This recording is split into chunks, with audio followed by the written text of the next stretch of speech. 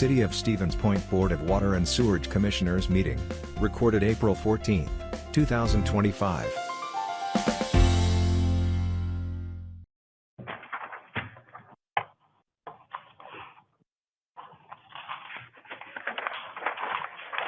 Questions on water? We'll go on to the sewage department.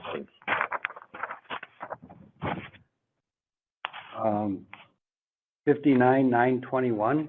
I'm assuming there's a lot more in the petty cash than just a meal allowance, or is that more? It's a big meal? Yeah, that's probably, I was gonna say. probably mileage, meals, everything for it, yeah, sorry, It yeah. was also a hotel. Yeah, 5. There's some pretty fancy stuff. Yeah. I haven't been. Any other questions on sewage department claims?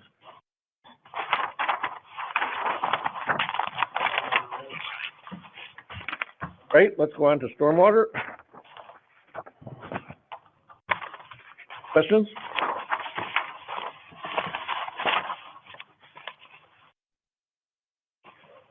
All right, and finally, we'll look at fiber, which is awful basic, as usual. If there are no other questions, a motion to approve all 4 sets of claims is in order. Move approval. Second. All those in favor, signify by the sign of aye. Aye. Same sign. Motion carried. Water and sewer rate studies with Baker Tilly. Joel? Yeah, so the memo in the packet, the proposal in the packet after my memo covers it, but basically, cannot adjust water rates at any point after we haven't had a rate study within 5 years. So there's 2 approaches to rate review for the PSC for water. You can do a simplified rate case or a full rate case. Simplified rate cases are quick. You say, hey, we'd like to get that little shot in the arm kind of, and they say, okay, raise everything 3%, 3.5%, 5%, whatever it is that year. It's the same for everybody, but you have to add a full rate evaluation within 5 years of doing that. So now our last one is just beyond that, so we can't request a simplified rate case. So now we have to do a full rate study just to maintain that. You know, we decided several years ago that we want to be a little more small and steady with our rate increases rather than these big guys every, 10 years. So Absolutely. so to stay in touch with that, we need to do this, and we're going to do it for sewer and water at the same time, or we are proposing to, and we will handle the evaluation of storm sewer internally and bring you those, assuming this gets approved. When will this work be finished? Oh, good question. I'd be guessing. Let's see. If we get rolling on this right now, I'm guessing that they'd have, I'm going to say 3 to 4 months. That's I think the guesstimate was by like August. okay. By August. So yeah, which is about when they present when they've been presenting our audit, right? That or sooner. So maybe around the same time. So that would mean whatever rate increase we would need to implement, it would go into effect or be handled at the September meeting? Maybe we could bring you storm sooner, or we could bring them all together. But yeah, somewhere in, looking towards 3rd quarter and effective whenever thereafter. I would prefer to do them all at one time. Okay, I agree. sounds good. So you need a motion to approve the expenditures of $25,000 to $30,000 for the water rate study and $25,000 for the sewer rate study. Correct, yep. I had a question. Just curious, what was the rate of doing this study like 5 years ago? We looked back at that a little bit. There were a whole lot, the scope was slightly different, but it wasn't very different, the total fee. So we're doing pretty good there. Yeah. Motion's in order?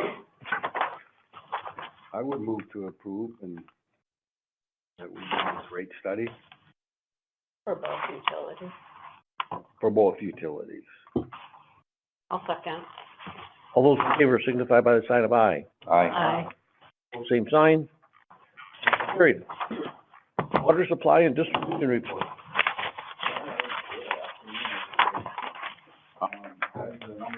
There. Staff here in the building are currently working on the year-end audit with the Public Service Commission and Baker Tilly, trying to wrap that up here in the next week. Or by the end of the month. I have no significant updates for well 12 or well 4, that's kind of a story. Unless Joel, you have anything else to add on well 12 or 4? And then, coming up in May, the week of May 12th through the 14th is our hydrant flushing week, when our staff comes in the middle of the night, flushes out the hydrants. And that is also Public Works Week, so we'll have the garage for a bunch of students here, showing them tours of our facility and the rest of the city staff, so. Any questions for me? Nothing for Eric? Thanks. I've just got a comment. I've never had a tour of the garage. And I think it's been over there, what, 5 years? Stick around after. Yeah? Yeah. Sure. Okay, let's go on to the maintenance service report. 6. Yep, okay. So this is the one that I forgot to, attach a photo to, but what we're talking about is this memo. If you look at the picture that I sent out, or that I just passed along, this one, this is looking up that bottom blue pipe. I can't, probably the height of the ceiling, maybe 9, 10 feet tall, something like that. That dark blue collar looking thing in there is actually the meter we're talking about. That's the mag meter. It's a type of meter that doesn't have any moving parts. Uses different electronics to measure the flow of water in there. It's in a very precarious place, very hard to get to. And on occasion, we need to be able to do some maintenance to it. And so we've talked to some mechanical contractors in the past. I overshot that by quite a bit here in my estimate, but I just wanted to get the general okay to actually install a maintenance fitting to the left. It'd be somewhere where you see the word supply, somewhere over there, close enough that we can get access to that mag meter so that it doesn't have to be taken out every single time. We're still on the fence exactly to our approach here, but that's one thing that we're just looking to get done so that you don't have to basically get a little, our bridge crane doesn't cover that because it's right below another pipe. It's really hard to get a lift right there because of how it's almost too tight to walk through some parts of that. But anyway, we need to cut some very big pipe and get some very big fittings in there in order to ensure that that is registering properly, because when it builds up with iron and manganese film, it stops registering right. And this is our lead well. It pumps more than any other one, so it's kind of important that we know what's going through there. Kind of an expensive little process, but we're going to need to do something there. So So it's I sorry, go ahead.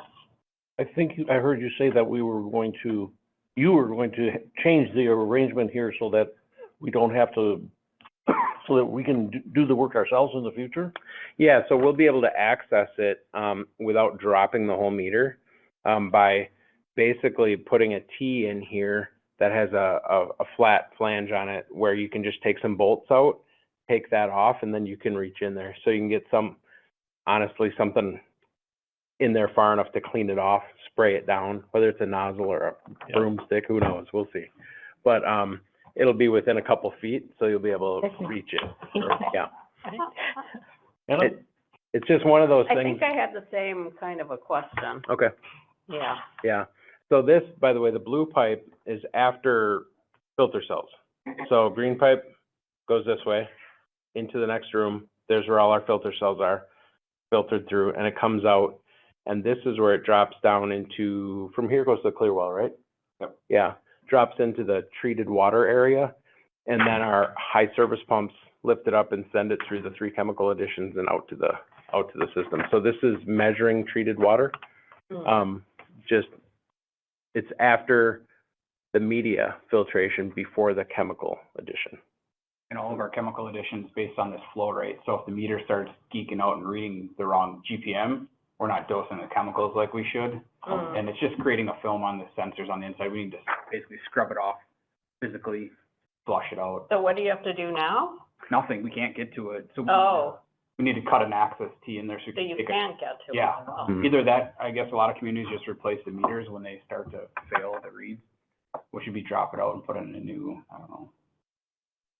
Sounds to me like the engineer Okay. who designed the system as it is wanted to get some more work down the road. We're gonna fix that. He's a city employee now, so I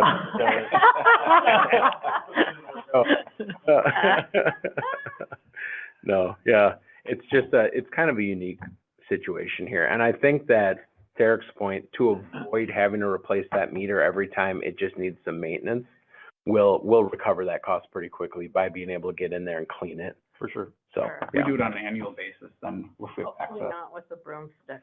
Yeah, right, yeah, Big yeah. scrub brush and Mhm. chlorine. Mm-hmm. Does that green pipe goes to the filters? Is that just for suspended solids? That's raw water So- coming in from the Yeah. out of the plant, yeah. Yeah, the filter cell, what we're doing is we're sending raw water in there that's been dosed once with chlorine at the raw well, just for start, precipitating out some of the iron and manganese. And then right, to the left of, just off the picture on the green pipe, we dose it with permanganate too. And that really oxidizes it to make it something that when you send it through those sand filters, it'll catch it. Gotcha. Yeah. Okay. Other questions? Not, a motion to approve, $20,000 or less expenditure to, replace that, mag meter is in order. So moved. Second it. All those in favor signify by the sign of aye. Aye. Aye. Opposed, same sign. Motion carried.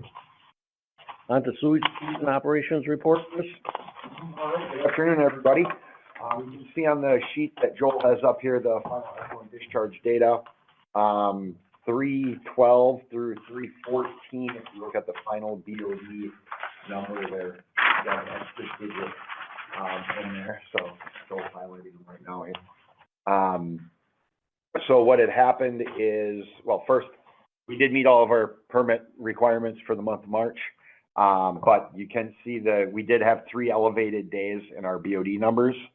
The Stevens Point Brewery had a glycol pipe in their gallery break and put over 500 gallons of glycol down the drain. That's a very sugary substance and very hard to treat. So that's why those numbers are there. I did meet with the brewery after this. They reported it right away, right after it happened. It was 2 a.m. I woke up to a text message at 4 a.m. with a message from their brewmaster saying, hey, we lost a bunch of stuff, and give them a call. So that was all handled very well by them on their part. Met with them afterwards, and we're working through a plan to ensure that something like this doesn't happen. That's really the big news for this month. Other than that, the UV project is just finishing up. We will be, or should be on time for that, for a May 1st startup. They're actually going to show up tomorrow. Trojan LLC, the UV disinfection manufacturer, will be here tomorrow to start getting it started up. So that gives them 2 weeks to get everything up and running. Should take them about a week. So we should be up and running before our May 1st deadline. And they were fortunate to have some really good partners at the table there. We avoided a almost 6-figure tariff deadline by about 3 days, right? I was just gonna ask. Coming from Canada down, yeah. Yeah, that was our first interaction with that, and they were trying hard and they got there, so that was good. Yeah. Yep. Ooh. Well, it's good to note that the brewery is, honest enough to usually notify you when things like that happen. There's some businesses that wouldn't do that. Very, very good working relationship with them. We also did catch that in our sampler. So their monthly, quarterly surcharge bill they will notice a rise increase in that because of that one. Yeah. I I think if they felt comfortable contacting you, that says something about you too. Yep. Very good. Shane, the construction and maintenance report, please. Sure, good afternoon. I think the only thing that I'll add to the report is that last week, we did have a couple of water main breaks.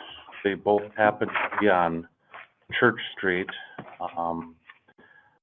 Though there were two in the same week, a little bit, not right next to each other. We don't believe they were related, kind of a strange coincidence, but nevertheless, they technically happened during the month of April, so you'll probably see them on next month's report, but I just thought I'd mention it. I understand water main breaks in the winter because of frost, but what would cause them this time of year? Probably the frost coming out, Oh, or possibly, you know, maybe the one had been leaking for a while and just didn't surface, you know, until one of the leaks actually surfaced and, you know, heaved the road a little bit. One of the other leaks did not. That was found by a customer just with real low water pressure. That was the only reason we knew about it. It never did surface. So, I don't know. I personally think the ground is always moving, and, you know, sometimes of the year it moves more than others, but yeah. it's,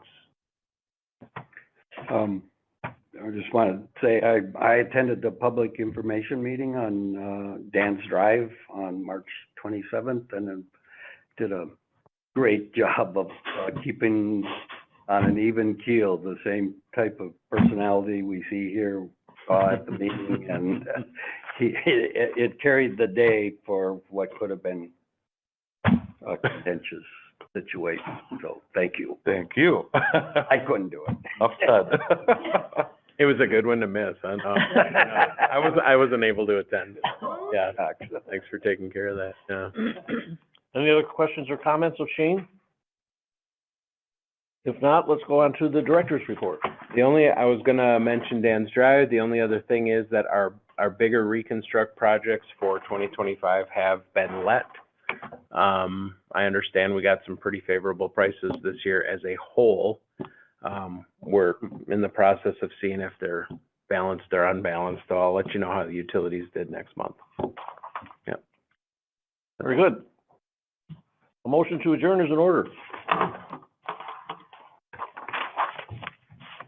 I'll move to adjourn. All those in favor signify by the sign of aye. Aye. Aye. Both same sign. Motion carries. A video of this meeting is available for viewing on the city's website, stevenspoint.com/videos.